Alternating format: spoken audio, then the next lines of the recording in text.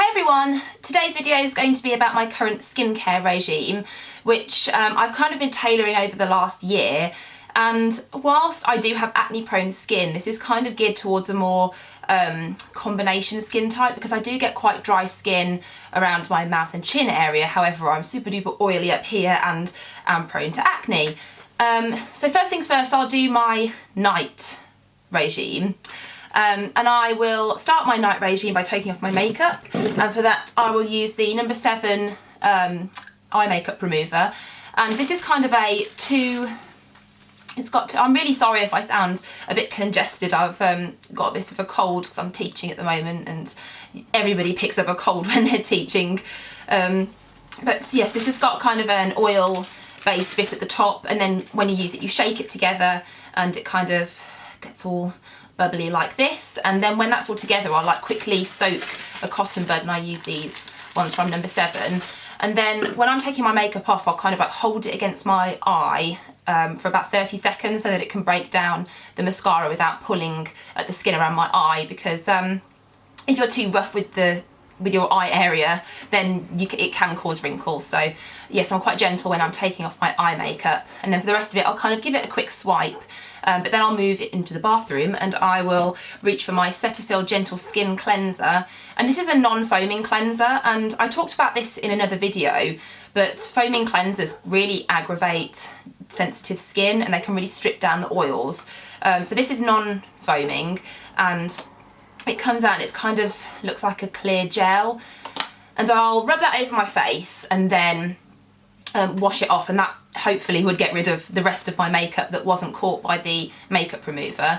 And then I'll go in again a second time, so I'll put it all over my face, and this time I'll scrub it off with one of these little facial scrubbers. And I got this from the Body Shop and it was really inexpensive, and I suppose it's kind of like a poor man's Clarisonic. And I just kind of go around in little circular motions over my face, and it helps to really clean my skin and give myself a kind of gentle exfoliation.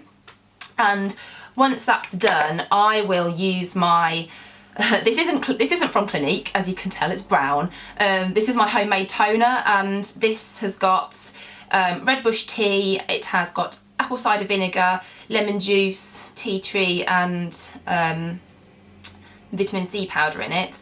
And it's taken me a while to kind of perfect the recipe for this, but the main aim of the game with my homemade toner is to take off all the residue of my cleanser, and also all the different things I put in it are aimed at different things to do with my skin. So I just find it makes my skin a bit brighter and helps prevent getting more spots. And once I've done that, I will use my Epiduo gel, which is prescription from the doctor, and I'll use a very small pea-sized amount and put it around my mouth and chin area, which is where I tend to get spots. And then, because I don't want to apply my moisturiser when that's wet, I take a hairdryer to my face and I blast it over my face, and yes, just to kind of dry it off. And when it's dry, I will put on a moisturiser, and I kind of use a mixture of moisturisers for this, because in the summer I find that a night cream is a bit too heavy and can make my skin a bit too oily, so I tend to mix that with the Cetaphil moisturising lotion, which is another moisturiser which doesn't break me out at all. And yeah, I'll just kind of mix those half and half. And you know, this one is a bit light, but it can tend to make me very shiny, so I reserve this really for nighttime use. And this bad boy is amazing, and they're so cheap when you buy them with the No. 7 £5 vouchers in Boots, which I suppose is only relevant for you UK guys. But it's kind of a pinky tone, it's a bit iridescent, and yeah, it's really thick, it smells nice, and it does the job and it doesn't break me out. Yes, but if my skin is really dry, so I tend to do this in the winter, I'll mix it with a bit of Elizabeth Arden 8-hour cream. And whilst it doesn't smell the best on your face, but I always wake up in the morning and my skin feels like so much more hydrated. And yeah, so whilst it doesn't, I mean, my face is ridiculously shiny when I do that, but it really does help my skin look better in the mornings. If that really isn't doing the job, I will use the Clarins Beauty Flash Balm. And I've heard people say about this that they'll put it on at night and wake up in the morning and they'll look amazing and it'll completely change the way that their face looks, but I've not really found that to that extent. I just think that it's kind of a luxurious way of like topping up my skin's health.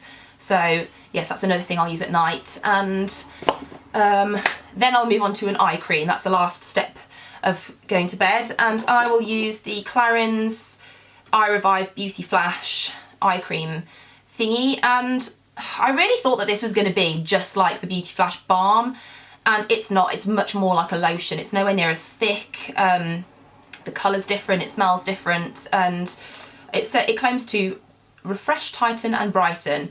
And the reason I use this at night is because the two I use in the daytime are kind of geared towards me wearing makeup afterwards, and this just isn't hydrating enough for me to put my concealer on top of in the way that I do. So I just reserve this as a night cream to kind of be that extra step of preventing wrinkling and helping my eye bags and whatnot.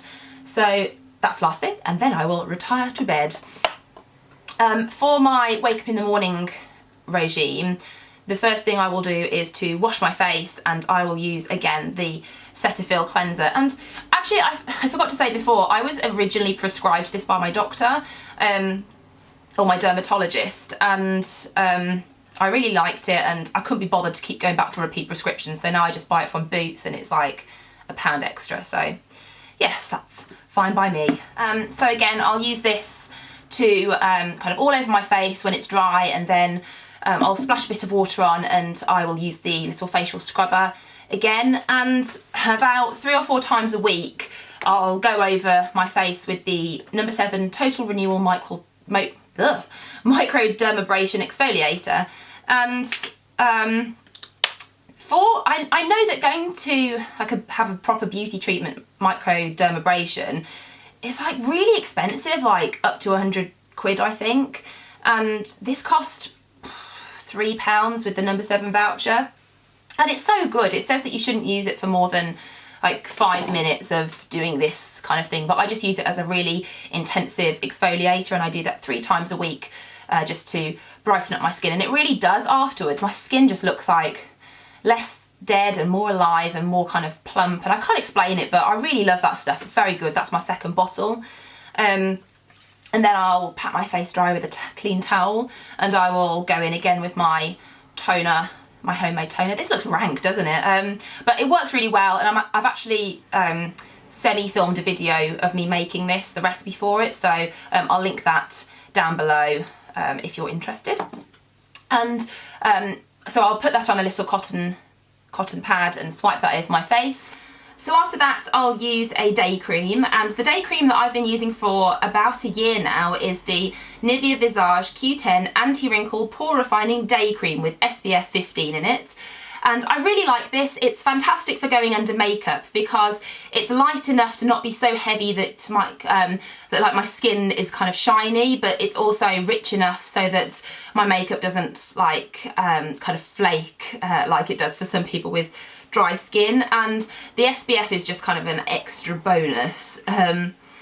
It smells really light and fresh, and yes, I really like this for kind of the last step in my skincare regime. The last thing that I'll talk about is treatments for spots during the day, and the one that I use the most is Clinique Anti-Blemish Solutions Clear Blemish Gel. And I was given this, well, I wasn't given it, I bought it with the 3-step anti-blemish skincare regime, and I didn't like that at all. I actually got a refund for it, but this I really like, and this has been going for 2 years now and there's still loads left, so that's one good thing about it. You put it on under your makeup and it kind of reduces the spot and the redness over the course of the day.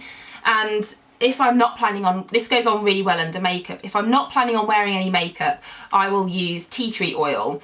And the reason I don't use that under makeup is because it kind of turns white and then turns my makeup white afterwards.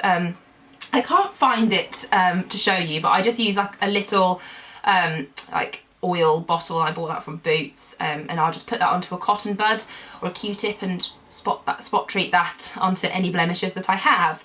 One more thing that I do for blemish treatments is using ice, and I'll kind of hold a cube of ice over a blemish and wait for about 30 seconds until it starts to hurt.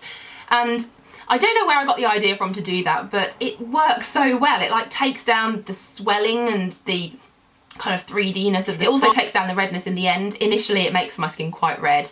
But another use for ice is a kind of like mini facial, and if I've got like a big night out or something, I'll run a cube of ice over my face, under my bags, just all over until the ice is melted, and it's kind of a soggy experience, but it really like tightens my pores, it makes my face look really fresh and bright, and I think it makes me look nicer. That's it for my skincare regime. I hope you found it interesting. If you have any questions, let me know in the comments section, and I'll see you in my next video. Bye!